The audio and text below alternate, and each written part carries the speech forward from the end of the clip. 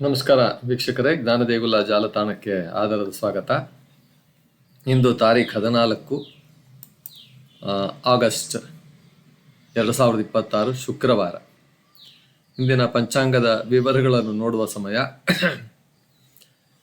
ಇಂದಿನ ಭಾರತೀಯ ಕಾಲಮಾನ ರೀತಿಯ ಭಾರತೀಯ ಪದ್ಧತಿಯಲ್ಲಿ ಶ್ರೀ ಶಾಲಿವಾಹನ ಶಕ 1948, ಕೆಲವು ಪಂಚಾಂಗದ ಪರಂಪರೆ ಪ್ರಕಾರ 1949 ಎಂದು ಉಲ್ಲೇಖಿಸಲಾಗುತ್ತದೆ.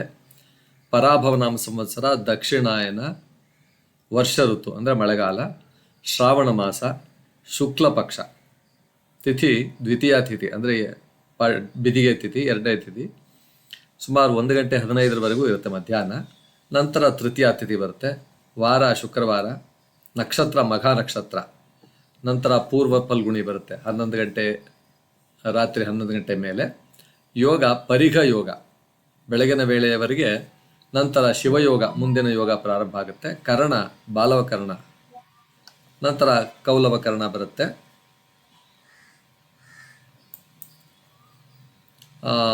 ಸೂರ್ಯೋದಯ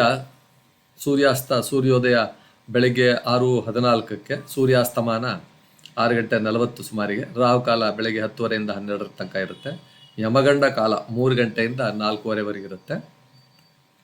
ಗುಳಿ ಕಾಲ 7:30 ರಿಂದ 9 ದುರ್ಮುಹೂರ್ತ ಬೆಳಗ್ಗೆ 8:20 ರಿಂದ 9:10. ನಂತರ 12:40 ರಿಂದ 1:30 ತನಕ ಇರುತ್ತೆ.